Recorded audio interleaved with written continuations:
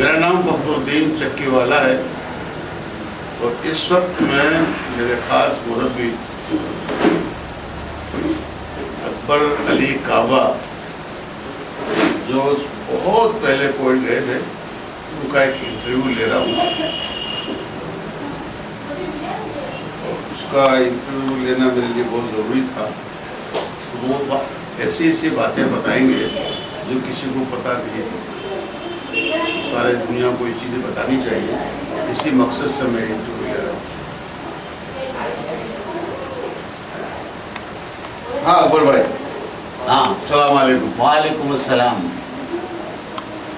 તમે અકબરભાઈ ફિદા હુસેન? जी हाँ।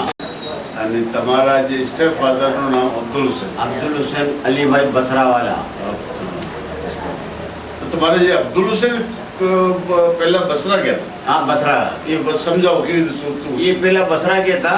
बसरा में एनी पान की दुकान थी ने होटल भी थी। કયા વર્ષમાં? आ सन 45 के अंदर। અચ્છા सन 45 के अंदर અચ્છા जो बसरा में पान की दुकान करी ने जवारों ने पछे होटलों में फ्री एक टाइम इजन आपता था। जितला भी जवार आवे બસરામાં? बसरा में पछे એને કરબલા રવાના કરते। હવે એ ટાઈમમાં કોઈટનો છોટો સો દોડ ચાલ્યો તો બસરાનો કારોબાર બંધ કરીને કોઈટ આવી ગયા। તો કોઈટના અંદર અહેમદીના અંદર ગવર્મેન્ટે એને જગા આપી કેઓસીના અંદર। મતલબ કહેવાનો કે અબ્દુલ હુસેન પહેલા મોમિન હતા જે કોઈટ આવ્યા? જી हाँ। એને પહેલા કોઈ મોમિન નહોતું? કોઈ નહોતું। ને કયા વર્ષમાં કોઈટ આવ્યા? ये सन 45 में इस तरह में तो बसरा गया। 45 हाँ 45 में अंदर આવી ગયા બસરા છોડી। ચલો પછી? તો પછી કોઈટના અંદર આવીને કેઓસીના અંદર પ્રોવિઝનનો ધંધો ઇસ્તેમાલ કર્યો, જેને આપણે લોકો બકાલા કહીએ। બકાલા કહીએ છીએ। બકાલાનો ધંધો પછી કેઓસીના અંદર માશાઅલ્લાહ ઘણી ફેમસ થઈ ગઈ દુકાન। તો કેઓસીના આર્ટિઝનો 5000 અમારી દુકાનના ગ્રાહક થઈ ગયા। ને એ જમાનામાં જેટલા આજે કોઈટના અંદર બડા બડા શેફો વડીલો એ જમાનામાં કેઓસીના અંદર એક છોટું મોટું કામ કરતા હતા और छोटा मोटा डिपार्टमेंट अंदर यहाँ तक कि कोई तो शेख जाबिर कोईटना शेख जाबिर ए जमाना में मुख्तार अल अहमदी था। बाद में ये ओहदा पढ़ाया अब्दुल्ला सालिम ना पछी। तो मैं अब्दुल्ला सालिम ना जमाना में सन 55 में कोई नहीं तभी सबसे पहला कोविड का ये वर्ष में आया सन 55। तो तुम्हारी वीजा आई थी? जी हाँ ब्रिटिश गवर्नमेंट की तरफ से 55 में कोविड आया? जी हाँ। પછી પછી મેં તમારી ઉંમર શું હતી? એ વખતે 17-18 વર્ષની ઉંમર હતી। 18 વર્ષની। પેદાઈશ ક્યારે વર્ષની છે તમારી? મારી 36 ની પેદાઈશ છે। અને પછી કોવિડ આવીને શું કર્યું? પછી મેં અહેમદીના અંદર આપણો કારોબાર સંભાળ્યો। તો અમારા સ્ટેપ ફાધરની જરા હાલત ડાઉન થઈ ગઈ, બીમાર થઈ ગયા। તો પછી રિસ્પોન્સિબિલિટી મારા ધૂમે આવી ગઈ। પછી કોઈટનું કામકાજ મેં સંભાળ્યું। પછી કોઈટના અંદર પાછી 2 દુકાનો હતી। તો 2 દુકાન ઓર થઈ ગઈ કોઈટના અંદર। તો તમે 3 દુકાનના માલિક થઈ ગયા। તમારા ભાઈઓને બોલાયા? પછી ભાઈઓને બોલાયા, ફેમિલી મેમ્બરને બોલાયા। પછી એવામાં ઘણા વડીલો જે વાસવાડાના છે સૌથી પહેલા અમારા ટાઈમમાં આવવા વાળો પેલો એહસાન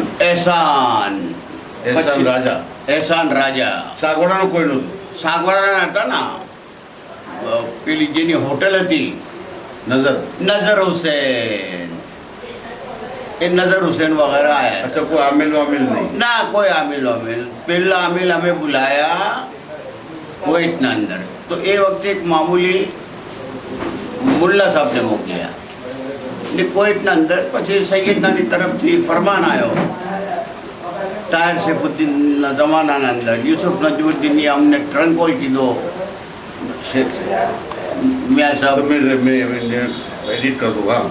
हाँ तो પછી આ ગાદી થઈ ગઈ કોઈટના અંદર દાવતની। બસ ચાલતી રહી। એ અમારા જે ગામમાં રહેતા કરતા બધું ને પછી છોટું મોટી એક ડિગ્રી લીધી, પછી ક્લબો નિકાલવું શરૂ કર્યું। એમ કરતાં કરતાં મૂવમેન્ટ વધતા ગયા। પછી મેં જવારોને જાસપે આવતા તો એમાંથી લોકોને કોવિડ ઉતાર લેતો. તો એમ કરતાં કરતાં હર જહાજના અંદર 25-30 જવારોને ઉતાર લઉં. કોવિડ પર બહેતરીન ચાન્સ આવી આવો मुझे ये लोग उतार रही है. એ ત્યાં જ રહી ગયા. પછી તો માશાઅલ્લાહ આજે સબ ખાઈ પીને કડો એની ઓલાદો છે, ઘણા તો દુનિયાથી ચાલતા થયા.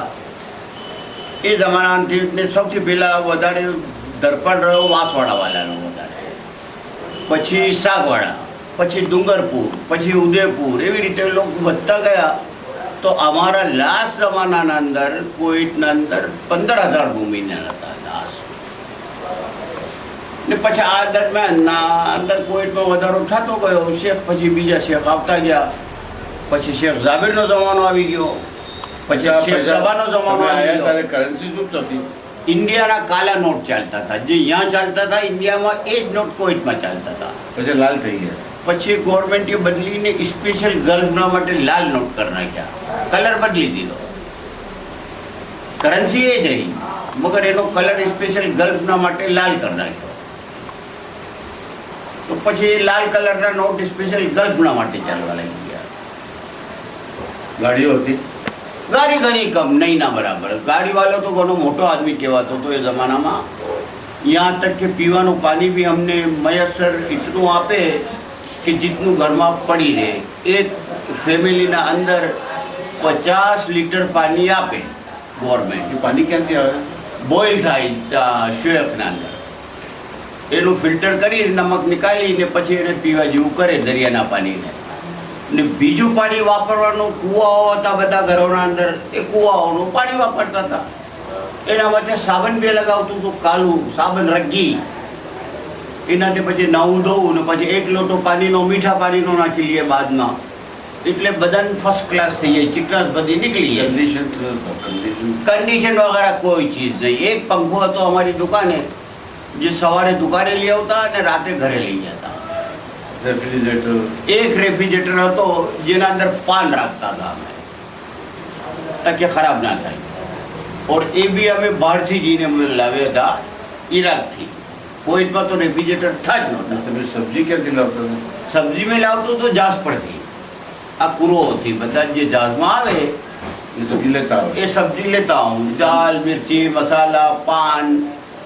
તો એક અઠવાડિયામાં 2 જહાજ આવે. એક તો ઇન્ડિયાથી આવવાવાળું ને પાછું એક ઈરાકથી કરબલાથી પાછું ઇન્ડિયા જવાવાળું.